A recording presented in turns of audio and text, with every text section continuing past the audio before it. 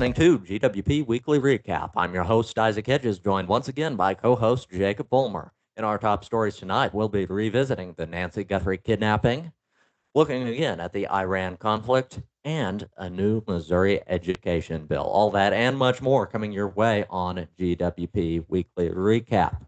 So, Jake, it's come to my attention. You actually brought to my attention recently something we covered earlier this year here on GWP. That is the kidnapping of Nancy Guthrie, of course, the mother of today's show hostess Savannah Guthrie, who was tragically kidnapped. And again, there's been an ongoing investigation on this for some time with not a great deal of progress, but I hear we've had some new developments on it. What do we know exactly at this point about the Nancy Guthrie kidnapping? Jake?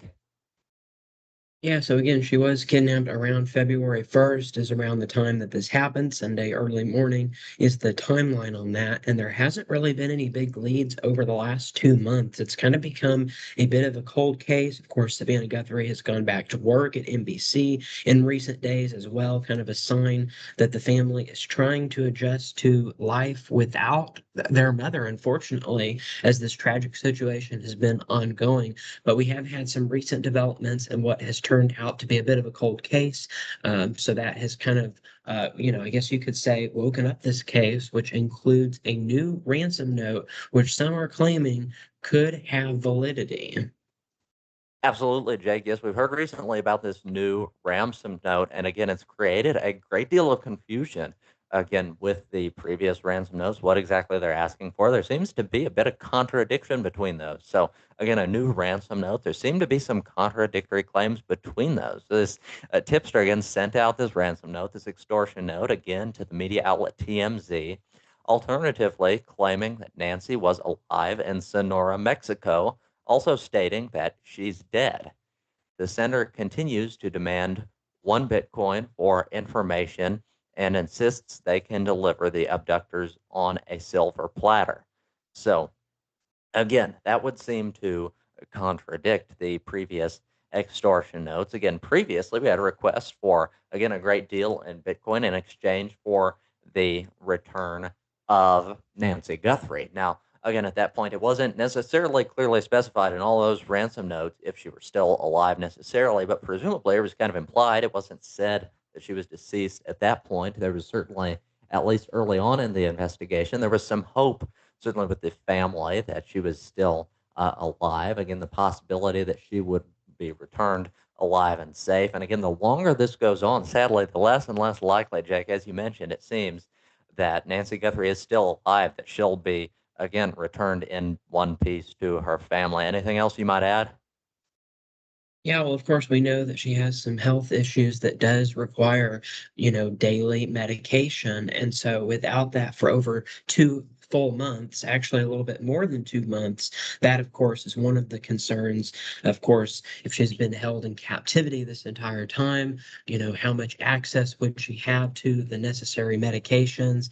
It seems very unlikely at this point in time. But again, there is still some hope with the possibility of figuring out this investigation in the weeks to come with the latest ransom note. But I think that is it, unless you have something else on that story.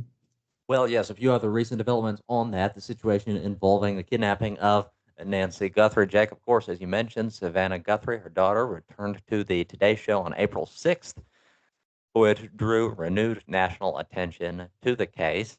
Again, so sort of indicated that they were sadly maybe giving up hope again because she took some time off for work, understandably, after the tragic kidnapping of her mother, but now she's back at work. So, again, perhaps things are looking more and more desperate as things go on. We talked about some of the evidence extensively here on GWP. Well, some of that evidence is now being re examined. Now, the sheriff in the area, Chris Nanos, says that detectives are reassessing the Ozark Trail backpack seen on the suspect, now considering secondary market purchases rather than assuming it came from Walmart. So, again, this initially, of course, as a new backpack, this Ozark Trails backpack is one that was sold exclusively at Walmart stores. So, understandably, one of the first places those investigators went to were Walmart stores to look at records of purchases of those backpacks, see if they could find anything, again, anything with a name, perhaps of a suspect, any suspect at all in connection with this kidnapping. And really, they couldn't find anything, which has caused them to conclude that he didn't purchase it primarily from Walmart. He didn't purchase it as a new backpack, perhaps purchased it secondhand somewhere, which makes things a great more complicated. That now makes it possible he could have bought it secondhand from about anyone, anywhere. So again, they're looking into it in some more secondary markets that may have sold that backpack. See if that can get us any closer to leads on a suspect. In other investigations ongoing with the kidnapping, the DNA timeline, we've had some confirmations on that. So the drops of blood at the home were confirmed to be Nancy's, and her pacemaker, of course, as we know, it disconnected from her phone. We now know it disconnected around 2:30 a.m., which supports the abduction timeline that's kind of been proposed by law enforcement and the investigators on the case. Now, there's been a body, as we previously mentioned a little bit, an unrelated body found in a canal around the area.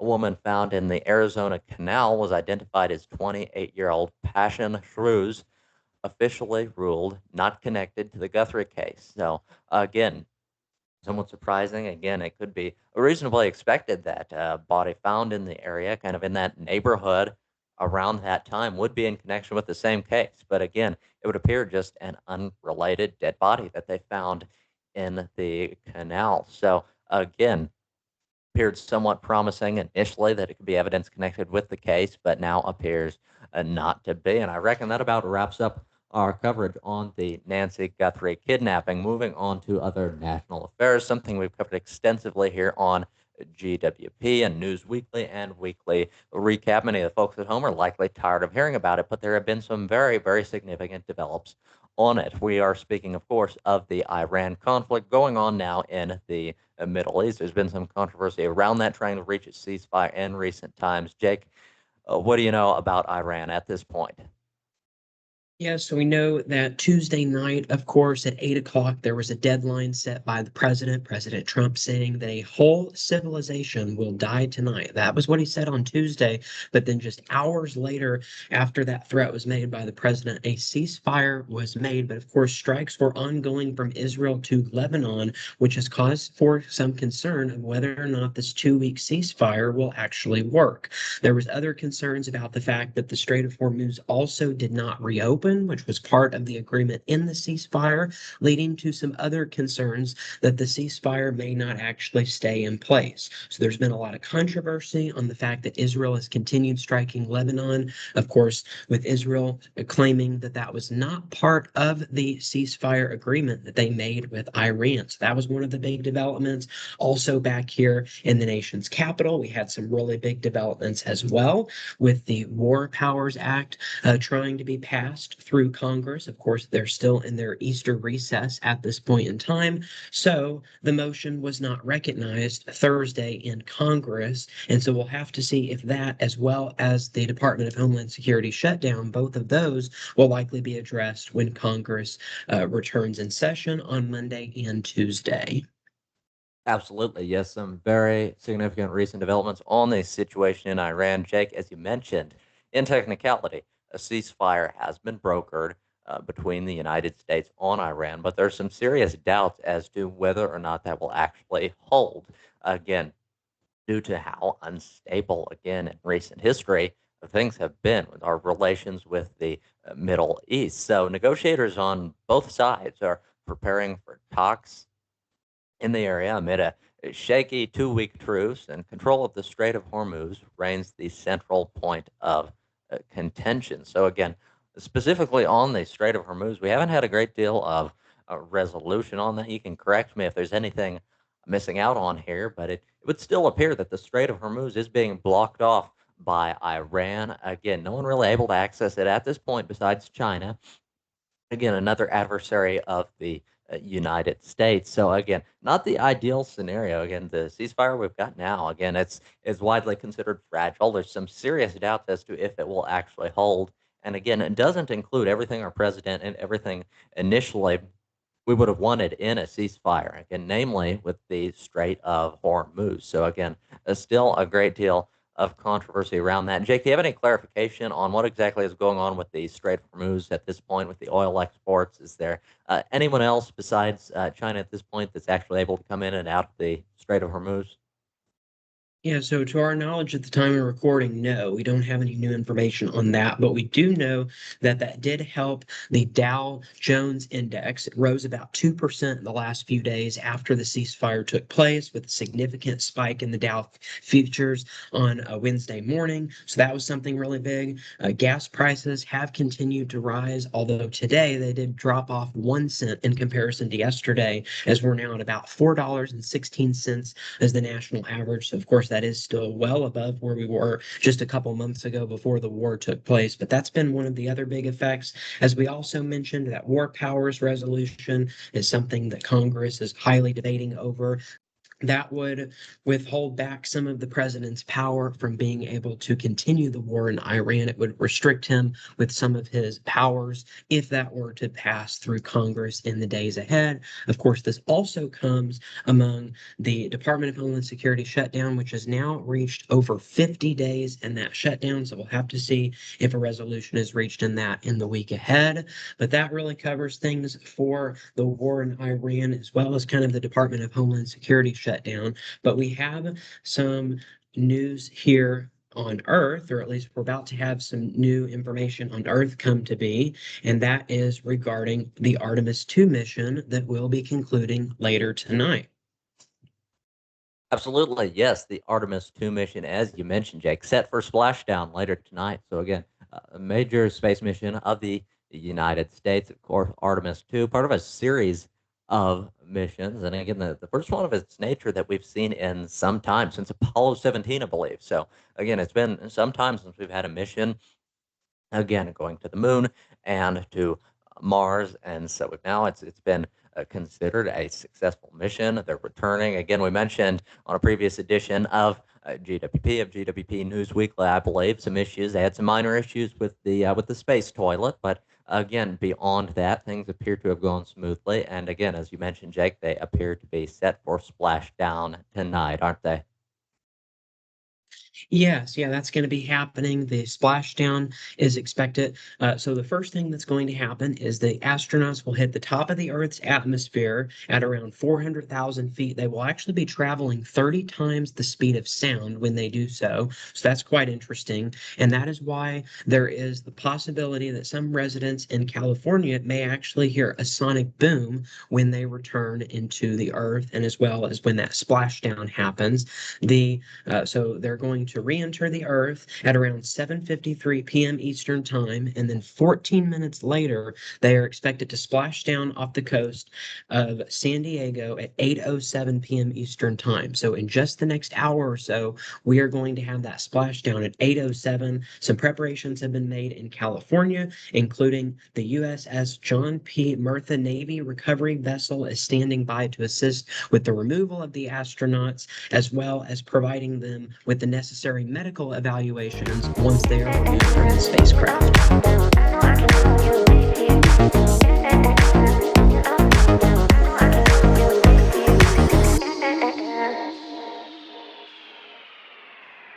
Now moving into weather, of course, we had some showers and some storms during the morning hours. A lot of that has cleared out, and so now we don't really have any alerts at this point in time across the state of Missouri. We do have some flood watches across northern Michigan, some red flag warnings across Colorado here, and as well as some air quality and some wind alerts across California. We've even got some winter alerts across the Sierra Nevada, as we are going to be experiencing some snow over the next several days across the higher elevations out there, which is definitely needed across that region. And then we've even got some ongoing flood concerns across the state of Hawaii as well. But overall, we are pretty clear as we look at the map here, as we look at those national weather alerts here across the country. So not doing too bad. Now, as we go into the rest of this evening, we do have a very small risk for severe weather across the southwestern portion of the area. So really along Interstate 44, as well as the southern portion of Interstate 49.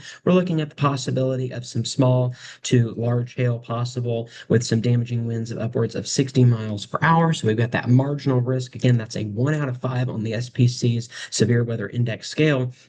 And that does only go for a very small portion of our viewing area as we go through today. So that's something we'll be watching for. We've also got that flood risk for today as well. We've got a marginal flood risk across western Missouri here. Central and eastern Missouri will be staying out of that flood threat, but Springfield, Joplin, Nevada, up to Kansas City is under that marginal risk for flooding, 5% category from the Weather Prediction Center. Again, that's a 5% chance of exceeding flash flood guidance within 25 miles within a single location. So that from the Weather Prediction Center as we go through the rest of this evening. Timing out some of those thunderstorms across the region. So here's going forward into the evening. Again, most of our thunderstorms that we've got out there right now will be ending around 7 or 8 o'clock. That's when the majority of our afternoon thunderstorms will start to fizzle out. And then as we go through the overnight hours, a few additional showers and storms developing across central portions of Missouri. This is going into early Saturday morning. So if you have any plans going into the weekend, early Saturday,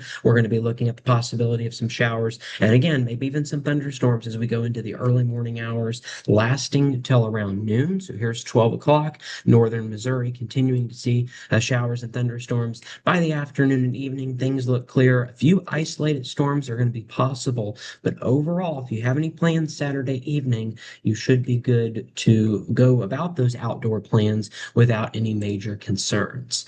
Now we're going to go ahead and we're going to look at the national forecast over the next 5 days. So a lot of the activity that we're going to see is going to be across here in the Central Plains, including Missouri, as well as that storm system that we're dealing with out west, where again, we're going to be looking at some heavy rain and snowfall amounts as we go into the weekend. Here's Saturday night. A lot of the rain is going to be to our north as we go into your Saturday and Sunday, but a few thunderstorms are going to be possible across Texas and Oklahoma. That's where we're going to have another area where we're going to be dealing with severe weather, those showers and storms moving into the area as we go into here's now Sunday afternoon. So again, it could be a bit of a wet weekend. As we mentioned on Saturday, things are going to be mostly dry with a few storms in the middle of the day across northern Missouri, and then a few pop-up storms during the afternoon. And then Sunday, additional chances for rain are going to be possible. Monday, our main severe threat is going to be in our western counties. Then, as we go into Tuesday and Wednesday, that's where we're going to have our highest chance for rain here across central Missouri and western Missouri, across the center of the country here, and then the Pacific Northwest, staying active with additional rain and snow chances into next week across the Pacific Northwest. How much winter precipitation are we going to be looking at across the country over the next 5 days?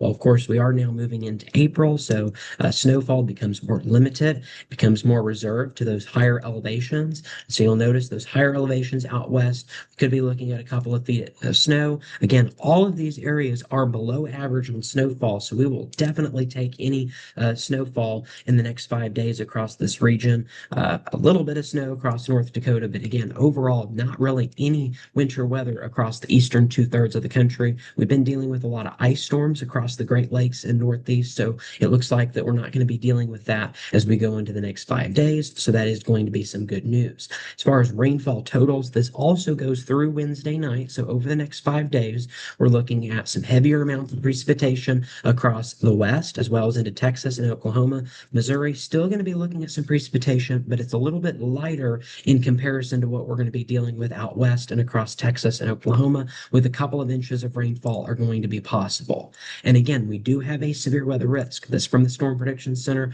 Of course, today we showed you that risk along Interstate 44. Tomorrow, that risk is going to be across Texas, Oklahoma, Kansas, and even into Nebraska as well. But again, just staying to our west as we go into tomorrow.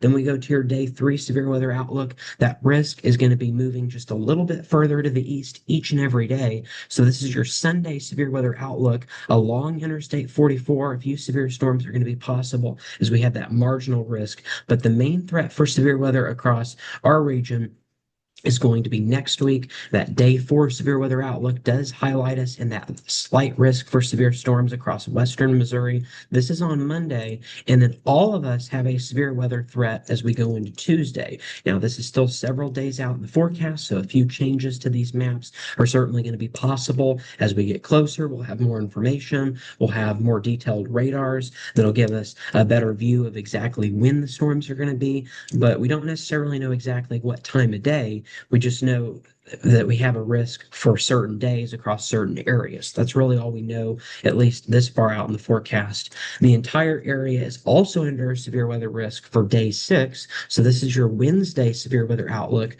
showing that we do have that risk here across the entire state of Missouri. So that is something that we're going to be watching very closely for. So rainfall total so far for the year, we're at just under 9 inches of rainfall across Nevada. Of course, we've still got a ways to go with those yearly averages, but as of right now, we're just a little bit ahead of schedule as far as those rainfall totals go for April. Again, April looking like it's going to be an above average month for precipitation, so I would not be surprised if we had more than 5 inches, which is our typical for the month of April. I put that forecast. I'm actually predicting that we're going to be a little bit below average on rainfall this year, simply because it's going to get much drier as we go into the summer months. At least that's what some of the long range models are predicting. So that's part of the reason why I put that out there. At least in the next 7 days, 1 to 2 inches of rainfall is going to be possible. So again, not really tons of rainfall, just chances for rain each and every day, with a few days are going to be where we're going to get rain, a few days we're not going to get rain. So it's just going to kind of vary by day here. So now we're going to go into a national look at just our temperature outlook. So we're going to start over the next several days. Temperatures are going to be slightly above average as we go into this weekend, around 5 to 10 degrees, really across the majority of the country. The exception is going to be on the West Coast and in the Northeast, but everybody else is going to be above average, with some areas even 15 degrees above average across the northern plains. And so that's why we're not seeing a whole lot of snow across the northern plains where we typically would get it during the month of April. The warm temperatures continue as we go into Monday and Tuesday, even into really all of next week, we're going to be above average. But then as we go into next weekend, things will start to cool down. So, of course, now we are in that long range forecast showing you that next weekend could be a little bit cooler than average. So that's something that we'll have to watch out for. But again, rain chances will stay with us even into the end of next week as well. Looking at your 8 to 14 day temperature outlook. So again, this is now in long range. We've got above average temperatures expected. The only exception is going to be out west and across the northern plains. Below average temperatures expected, but overall we are going to be above average as we go through April 23rd, third here. This is from the Climate Prediction Center of NOAA showing this here. And then precipitation, again, staying above average all the way through the next 2 weeks. So that is something that we're going to be tracking here across the state of Missouri. Not only looking at precipitation chances, as we mentioned this week, not only that severe threat next week, but even some chances for rain beyond that. And then as far as, let's go into your hazards outlook, we actually have a hazardous risk for extreme heat across the southeast as we go into next Friday and Saturday. So next weekend, we have a moderate risk across Georgia and into the Carolinas for extreme heat. So we're going to be watching that closely. And then across Missouri, we are actually under that slight risk for heavy precipitation going into next Friday and Saturday. So it could be a wet weekend as we go into next weekend. So we'll be watching for that. And then we've also got a slight risk for hazardous winds going from next Friday through the following Tuesday. So that's something that we'll be tracking here. That's across the Rockies and the Central Plains, including part of us here into Missouri. All right, that's it for weather. Now we move into sports.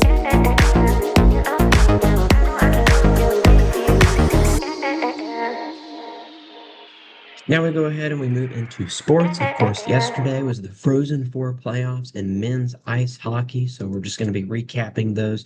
We had a couple of upsets yesterday within the semifinals. Wisconsin, unranked, defeating number 2 North Dakota 2-1. So Wisconsin certainly still on their winning streak, so we'll have to see if that continues into the championship game tomorrow. And then Denver, the game went into double overtime against number 1 Michigan, but Denver defeated number 1 Michigan 4-3 in the semifinals again in a very dramatic finish with a double overtime game. So again, 4-3 was the final score in that game.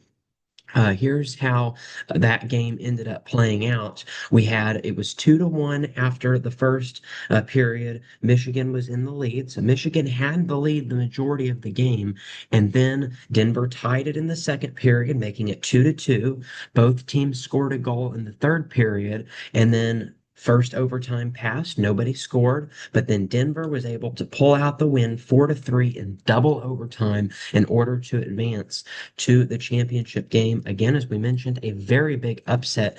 Denver has lost 11 games so far this season. Michigan has lost seven. So again, Denver obviously was the underdog going into this game, but they came out with the victory in the Frozen Four. Again, the number one and number two teams being defeated in the Frozen Four against unranked opponents. So unranked Wisconsin and unranked Denver, coming off of those victories, will play in the championship game tomorrow afternoon. That game is going to be on ESPN. The start time is going to be 4:30 in the afternoon. That is Central Daylight Time, 4:30 tomorrow afternoon, only on ESPN. Well, I guess ESPN Plus for streaming services as well. So again, quite a dramatic finish there in the Frozen Four. We'll have to see if it's as a dramatic finish in that championship game coming up in less than 24 hours. So that, of course, is in men's college hockey. How about in the National Hockey League itself? We've got the playoffs coming up. Of course, the end of the regular season is less than a week away. The last game is going to be played on Thursday, April 16th. That means that the Stanley Cup Finals will begin on Saturday, April 18th, at least that window in which they take place. And then, of course, the NHL playoffs, the Stanley Cup playoffs, as we call them, those last over 2 months long. So of course, still quite a bit of the year left to go as far as those playoffs, as they can last all the way through June 21st, of course, depending on how quickly those matchups go in the Stanley Cup. But again, June 21st is when we're expecting the playoffs to end. But again, that window will be opening up because the regular season is ending as of next Thursday. Some teams have already clinched their spot. Of course, we've got the Avalanche. They have not only they've clinched the best record, so of course that's a really big deal for them, but we've also got the Stars, the Wild, and Mammoth. All of those teams are currently have clinched their spot in the Central Division playoffs. Currently in the Pacific Division, no teams have clinched a spot in the playoffs. That's in the Western Conference. What about in the Eastern Conference? We've had a few teams that have clinched their spot, including the Hurricanes that have clinched the division as well. The Penguins are just right behind them in the Metropolitan Division. And then, of course, here in the state of Missouri, we do have a NHL team, the St. Louis Blues. They will be traveling to the Chicago Blackhawks and that game will be at 4 p.m. there in Chicago. But again, St. Louis Blues are still not in the playoffs, but they're also not entirely eliminated either. So this is going to be a very important game for them as they are very close to potentially being eliminated at this point in time. They're 33-33. They've lost 12 games so far this season. So they're definitely close to being eliminated at this point in time. So they'll certainly need a big win there in Chicago against the Blackhawks on tomorrow afternoon. So that is something that we'll be watching for very closely. Then we're also tracking college softball and baseball. That's going to be some other big matchups that we have going on. Earlier today, we had that doubleheader with Oklahoma State against Iowa State. So that took place. We also had some top 25 matchups, including the SEC matchup of Arkansas and Mississippi State. Arkansas is number 6. Mississippi State is number 15. That game started at 5 o'clock. So the series beginning today. And then we also we have later this evening, Florida, number 7, taking on number 24, South Carolina. We've also got an in-state rivalry between Virginia Tech, number 12, taking on 21, Virginia. That game began at 5 o'clock, so just a little bit ago. And then let's see, we've also got Texas Tech is still number 1 as they've only lost 2 games so far. They're going to be taking on Utah, who's 26, 13-1 is their record. And then we've got Texas still at number 4, even after falling and rising a little bit. Some movement there the last couple of weeks. Well, they're at number 4. So Texas number 4 taking on number 2 OU, the defending champions over the last several years, of course. That game is going to be on ESPN2. Then we've got number 11, Arizona, taking on number 18, LSU. That game is going to be at 6 o'clock as well. And then finally, as another one of our top 25 matchups, we've got number 9, Florida State, taking on number 23, Stanford on the West Coast. That game is also going to be on ESPN2, but it's going to be later this evening at 8 o'clock. So we've got that going on as far as college softball goes. So quite a few big top 25 matchups as we go into this weekend.